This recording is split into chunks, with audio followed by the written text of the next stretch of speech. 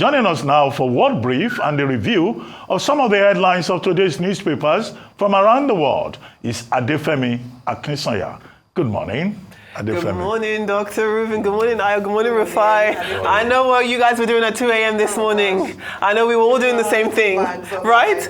Watching this debate, and what a debate it was. I'm going to give you all of the updates. Let us, of course, take a look at this information here. If we could please bring up my notes so I can tell you about what is happening today. Doesn't look like we have them so far, but I will have them eventually. Otherwise, let me tell you so far what happened today. Over the course of a good 2 hours, we had a wonderful display of this debate between our two presidential candidates, Kamala Harris and Donald Trump, both of them going head-to-head in a highly anticipated debate. They talked about everything from the economy to abortion and reproductive rights, foreign policy, immigration. They talked about the lot. They also talked about race relations. And that is one of the things I wanted to start our conversation about here today. So let's take a listen to that. I don't care what she is. I don't care. You make a big deal out of something. I couldn't care less. Whatever she wants to be is okay with me.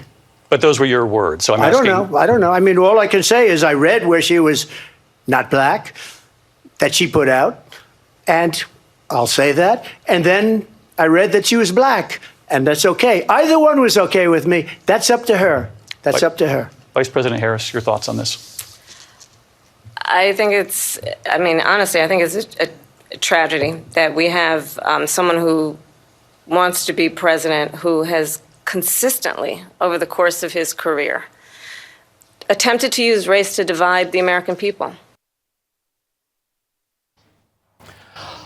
Alrighty, well, there we had a first bit of the conversation. As I said, it's very, very intense debate between the two of them. And as I said, I will be here to bring you through it all. As we discussed, the US economy, abortion, reproductive rights, immigration, a peaceful transfer of power, foreign policy, the war in Ukraine, as well as in the Middle East, were all discussed by the two main presidential candidates. We did, of course, have the prospect of false claims appearing to make their way in this debate. And CNN fact checks found that a lot of Trump's debate points, 33 of them at least, included false information. And Kamala Harris, they did highlight one bit of what she said that wasn't entirely true. But we were, of course, talking about lots of different issues to do with people of color, illegal immigrants, as well as the allegations of people in Springfield, Ohio, perhaps eating household pets.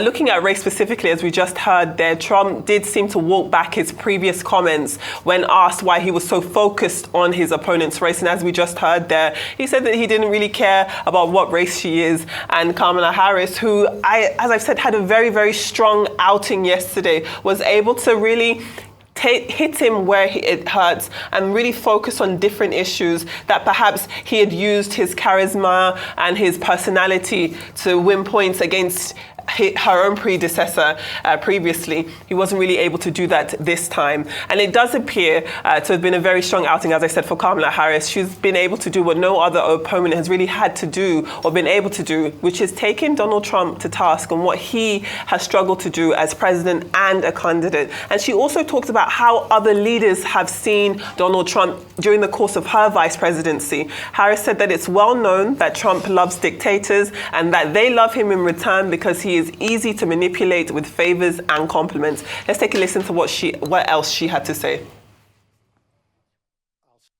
Donald Trump was fired by 81 million people. So let's be clear about that. And clearly he is having a very difficult time processing that. But we cannot afford to have a president of the United States who attempts, as he did in the past, to upend the will of the voters in a free and fair election. And I'm going to tell you that I have traveled the world as Vice President of the United States, and world leaders are laughing at Donald Trump. I have talked with military leaders, some of whom worked with you, and they say you're a disgrace. And when you then talk in this way in a presidential debate and deny what over and over again are court cases you have lost because you did, in fact, lose that election, it leads one to believe that perhaps we do not have in the candidate to my right the temperament or the ability to not be confused about fact. Isn't that so interesting that she talked about him perhaps being confused over facts? You'll remember just a few months ago when conversations about confusion and facts and age were being discussed, it was against Joe Biden. So it's very interesting to see her kind of put that towards the feet of Donald Trump himself. Well, in response to what she just said about world leaders, Trump mentioned another world leader who he says has spoken in his defense. Let's take a listen to what he had to say. Viktor Orban, one of the most respected men. They call him a strong man. He's a tough person, smart. Prime Minister of Hungary. They said, why is the whole world blowing up? 3 years ago, it wasn't. Why is it blowing up? He said, because you need Trump back as president. They were afraid of him. China was afraid, and I don't like to use the word afraid, but I'm just quoting him. Now, I mean, politicians are politicians, world leaders are world leaders, but if there were many or any politician or world leader I would want to speak in my defense if I were running for presidency, I doubt it would be the Prime Minister of Hungary or a far right-wing candidate. So it was very interesting to hear Donald Trump mention who he has in his corner, who he has in the world who has been defending him. Now, going into this debate, Kamala Harris was tasked with making sure that people who say they want to know her better get that type of reassurance. Now, Harris did a great job of passing the competency test and of being able to trigger emotional responses from Trump. But had she left the podium with people knowing her better, I'm not too sure. I do think that when you poll or look at immediate reactions, as I was listening to different people in Pennsylvania and Philadelphia, there did seem to be still a bit of confusion about what it is she is about. But I would also, if I had the opportunity to speak to those people, ask them, what specifically do you want to hear that you haven't heard already? What topics do you want some clarity on? So I do think that while this is definitely a situation where you see the Democrats being very, very happy, perhaps it isn't all a success for the Democrats looking at this debate. Now, moments after the debate ended, Taylor Swift endorsed Kamala Harris in a social media post as she, a lady, who we believe is currently childless, is holding a cat. And she signed this post as a childless cat lady, which is, of course, a nod to J.D. Vance's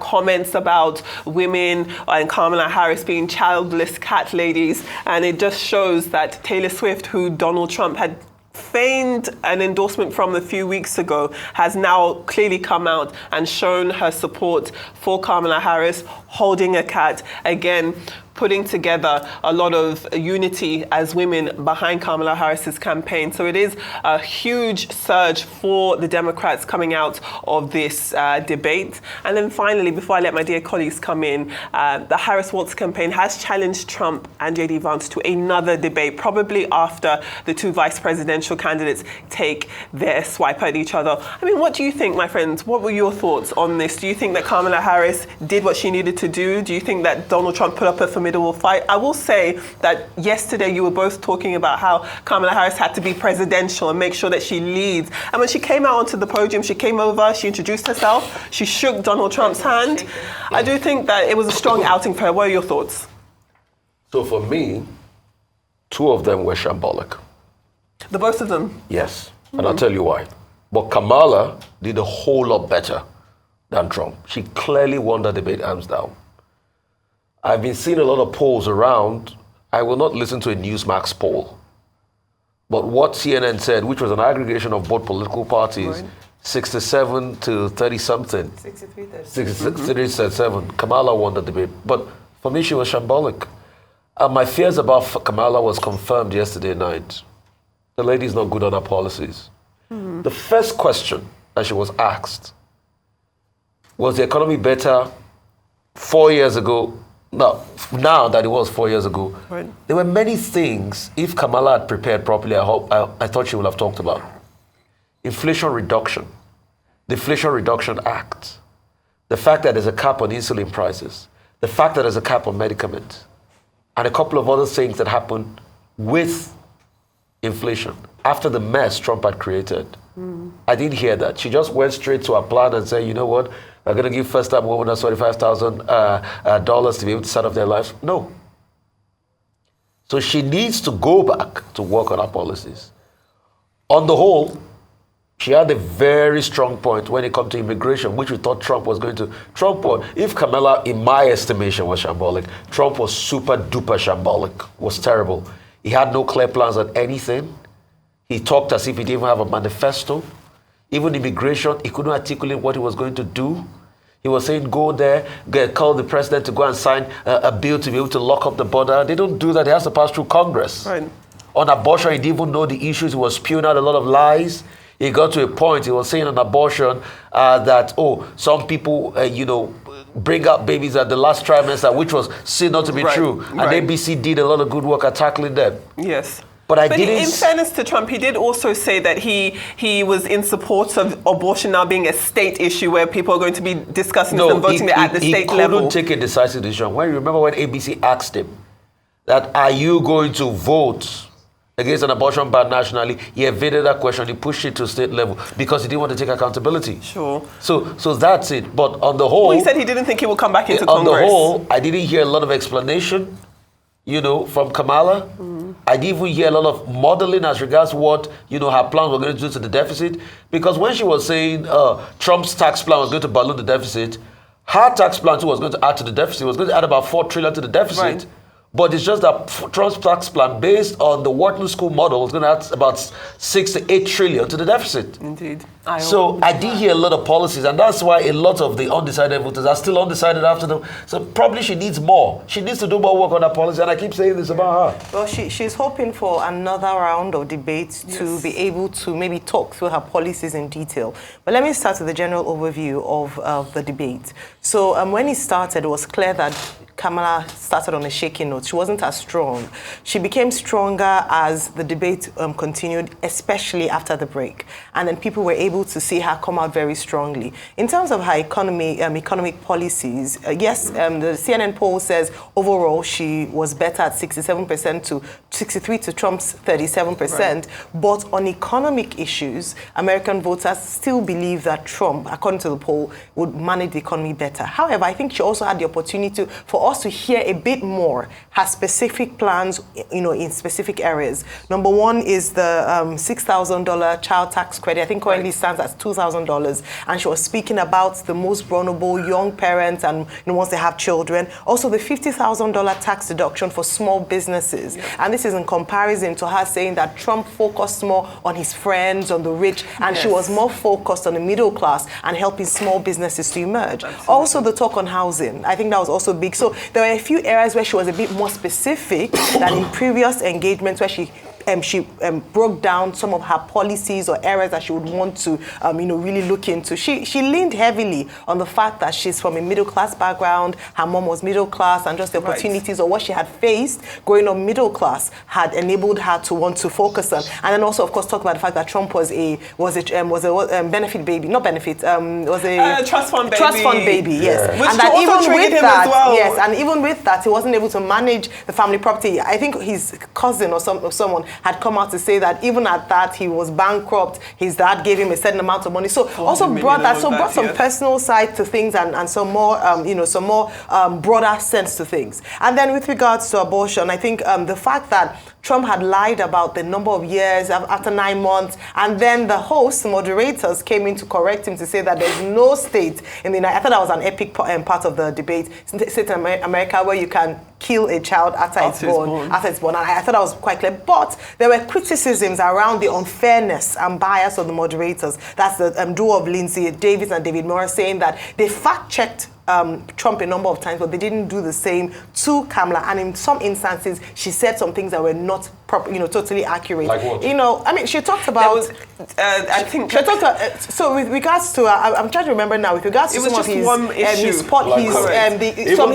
one issue about. Even that one you didn't. I'm not sure you got the. No, but what if so even in that case, she said that he left an unemployment numbers greater than the Great Depression, and they were saying since the Great Recession. She also lied about her fracking. Yeah. Because when they asked her the question around moving policies or not, and she said she was consistent, she gave a statistic about her fracking and her position on fracking that wasn't completely accurate. So what they were trying to point out was the fact that they were quick to point out Trump's fault, but didn't do the same to Kamala. Okay, A number of cut things. through the chase. This was the first time that Donald Trump and Kamala Harris will be meeting face to face in a televised debate, and the first televised debate that Kamala Harris would present. In terms of strategy, it looked that debate was very contentious because Kamala Harris went into it to bait Trump, to wrong-foot him, to play on his wrong side. And I think in that regard, she succeeded. Yes. Because even Trump allies are complaining that instead of staying on message, Trump was taking the bait from Kamala Harris. That's that about strategy. On Trump's part, Trump was Trump. He was unnecessarily combative and angry too many times in that particular debate. And at the end of the day, he could not challenge Kamala Harris. Kamala Harris was evasive on most of the questions. Yeah. She was not specific. Yeah. So Trump could have taken advantage of that. 2, let us also note that national polls do not determine elections in the United States. It will give opportunity for the candidates to sell themselves, but that's not what will determine the election. Election in the United States is determined on the basis of electoral college votes. You may win popular votes, I think as Hillary Clinton did, but if you don't win at the electoral college level, you will not emerge. And meanwhile, in the swing states, in the where you have a lot of undecided voters, those are the battlegrounds. North Carolina, Pennsylvania, Wisconsin, Michigan, North Dakota. Those are the places where, the big votes will come from. At the end of the debate, it was so bad that the two candidates did not greet each other. Trump exited, Kamala Harris exited. Yes. It was her husband that came to hug her. But both of them now have said they are open to a second debate. Trump is saying September 25, if it's an NBC debate. Kamala Harris camp is saying they too, they are ready for a debate. But it was, it provided Americans an opportunity to listen to both of them. On the issues, now about false claims. Yes, Trump characteristically made a number of false claims. And it is true, as I has pointed out, that the moderators were accused of fact-checking Trump more because he lied that Biden collected money from Ukraine, from Russia, or that a mayor in Moscow gave him money. He claimed that, Biden has not done much in terms of jobs and all of that. So all that were fact-checked. What was fact-checked for Kamala Harris was a point that Trump had the highest unemployment rate since the Great Depression. And they said no. As at the time Trump was leaving in January 2021, unemployment rate was 2.1%. On the economy, Kamala Harris, 6.4%. Kamala Harris said, she's an opportunity economy person to provide opportunities for people. Yes. Trump is saying there will be tariffs, particularly on China, 10 to 20% tariff within the economy, 60 to 100% on Chinese imports. On Project 2025, Trump said he's not part of it. He said he had nothing to do with it. So he pivoted away from that. Right. On abortion, he defended his record. Right. That he appointed conservative justices to the Supreme Court. And that, he was happy with the upturning of Roe versus Wade, which Kamala Harris says, no, when she gets there, she will insist that a woman has every right to determine what she does with her body. On foreign policy, Kamala Harris said that, world leaders are laughing at Trump. But Trump, was accusing them of, mishandling Afghanistan and of the U.S.-Mexico border issues and also mismanaging Ukraine. And then there were also issues about healthcare, with Kamala Harris defending Affordable Care Act and Trump saying that he has a plan in his head, which he did not disclose. On the issue of race, Trump did not dwell on that. He pivoted away from it. But at the end of the day, Donald Trump was doing everything possible to tie Biden and Kamala Harris together. To say all the errors of Joe Biden, you yourself, you are very responsible. But Kamala Harris made it very clear to our audience that we are not going back.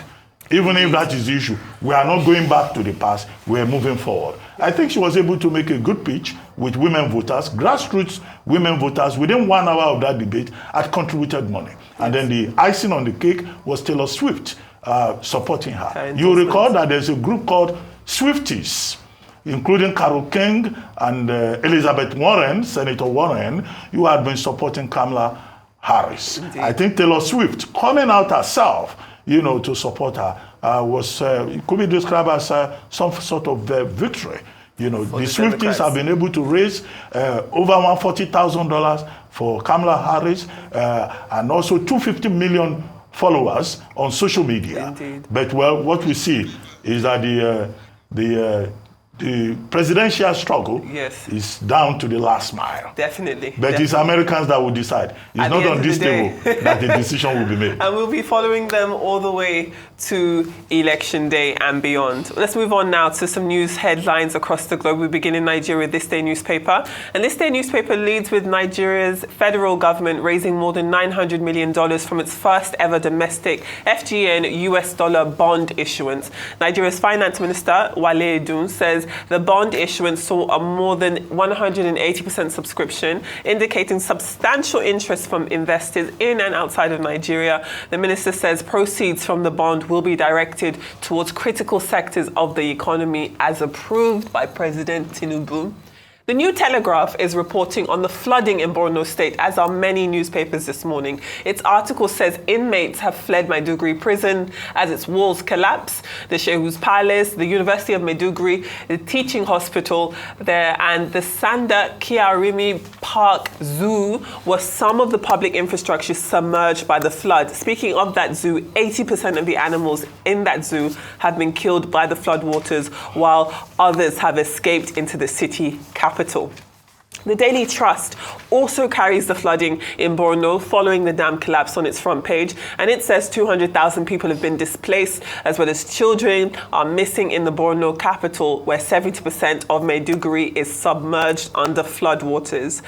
The Guardian has featured a portion of its front page to look at the key metrics of flood incidents in Nigeria so far this year, before the dam crisis we're seeing here. And their graphic shows 29 states have been affected, resulting in the loss of 229 lives, more than 125,000 hectares of farmlands has been affected, with nearly 400,000 people displaced.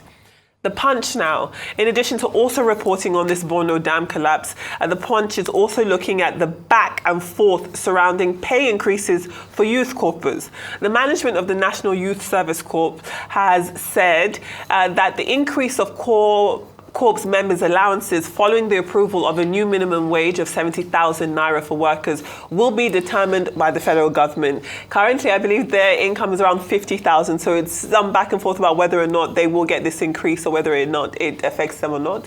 And then finally, the Vanguard. The Vanguard follows up on the arrest and the release of the NLC president, with the federal government quoted as saying nobody is above the law. Ajayero himself has been quoted in the relevant article as saying that there's an effort to fish out evidence in order to nail us, being himself and his supporters. He also confirms that his seized passport and phone has been returned to him. Let's move on to some African papers now. And the Daily Nation of Kenya is reporting on the prospect of a silent rebellion as Raila Odinga's MPs did not attend a State House meeting and a tour of a city housing project that they'd been invited to by President William Ruto, again showing some sort of disdain between the two camps. And then the Citizen of South Africa is reporting a number of pilots and cabin crew at South African Airways may have to be grounded as their licenses would have been rendered invalid because the license of a South African Airways chief medical officer has not been renewed to issue medical certificates after it's found out that she had not been complying with strict rules governing such flight crew tests. our international papers, we'll take a look at the front page of the Financial Times, and Keir Starmer is perhaps breathing somewhat of a sigh of relief as his bid to limit pensioners' winter payments survives a rebellion in the Commons. And The Guardian, following on from that, says the Prime Minister is facing calls to still aid the poorest despite his victory in the Commons with this vote there. Dr. Rubin, Ayo, Rufai, So your for brief me, comments on these stories. I saw that story based on Nigeria's case that nobody's above the law in Nigeria. For me, I don't believe so. It's not true. Yaya Bello is definitely above the law in this country, and he's proven it many times over and over and over again. And it's so easy for them to pick up a J-Roll, which has become something very, very debilitating for Nigeria's image on the international scene. Right. And the talk of terrorism again, I thought that was what he was going in to the police for. Yeah. He had gone to answer questions on terrorism and things like that. So if the DSS is saying it's because of terrorism, the same thing, so it's like a duplication of duty or what is it? So if they cannot pick, Yaya Bello, they should stop saying nobody's above the law. Because as far as I'm concerned today, maybe if they prove me otherwise, in the next minute from now, Yaya Bello has become above the law in this country. He's been elusive. The law enforcement agents went to pick him up. They couldn't pick him up. So Yaya Bello is above the law, as with many other people that are above the law in Nigeria. All right, the truth is, yesterday when we had the NLC spokesperson, they had said that that they hadn't received an invitation in the first instance. Yes. So I think this is now an opportunity for clarity. Was Mr. George Ajero invited, and did he not go? Hence the reason why they stopped him at the airport. So that this rhetoric around being above the law, if they had invited him, he had been invited earlier by the police, he honored the invitation. So was he invited and he didn't go, or was he arrested without due process, and then now they're coming to say that he's not above the law? So just a few things out there. And this is the first, well, at least for Mr. Bayo Ononuga, following, Chief Ajuri Ngelale of that official, message from Aso Villa. But let me talk about the Borno flood. So sad. It's the worst one in 30 years.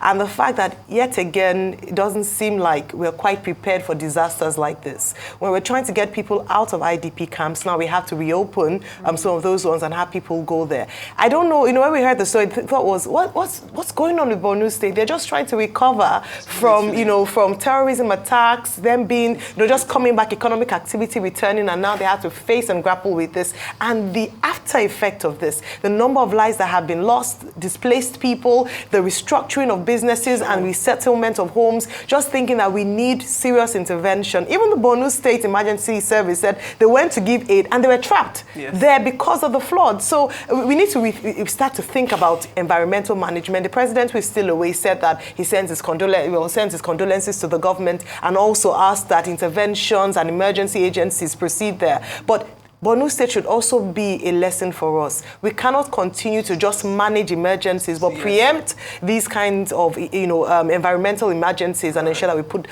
structures into place. Okay, let me comment on two international issues in the UK papers. First, Starmageddon. What one newspaper refers to as Starmageddon. And that newspaper, I think it's Daily Mail also, was referring to the fact that prisoners were released yesterday. About 1,600 of them have now been released under considerations of overcrowding in the British jails and all of that. But some of the prisoners, front page, the Times of London this morning, they're saying that, look, they don't have accommodation. There is no housing for them. And the probate division, has not enough housing for these persons who have been released. So you now find burglars, violent criminals, threatening that they will soon return to prison. So in other words, they have to take care of them. But the Justice Secretary has now said, look, they will convert low-budget hotels, into accommodation for the next 3 months for them. So when you say you are dealing with overcrowding in the prisons, there's another side of it. Some of them will probably feel better off in the prisons. So that's one aspect of Starmageddon. The second part is the winter fuel payments that passed through, House of Commons yesterday.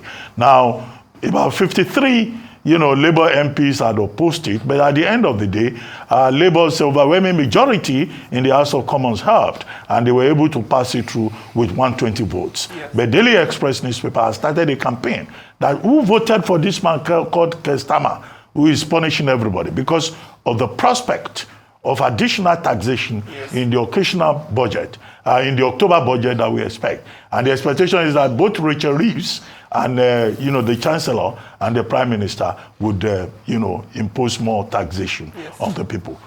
The second issue, beyond Starmageddon, is the story now that the U.S. is tempted to give Ukraine, the right, to use long-range missiles to attack Russia. And, the British too, they are also going to take the same decision. Today, there will be a meeting between the U.S. Secretary of State and the Dami Lamy, the UK Foreign Secretary, and Zelensky in Ukraine. Now, on Friday, Prime Minister Keir Starmer is meeting with President Biden of the United States. So we're likely to see an escalation in the war in that axis.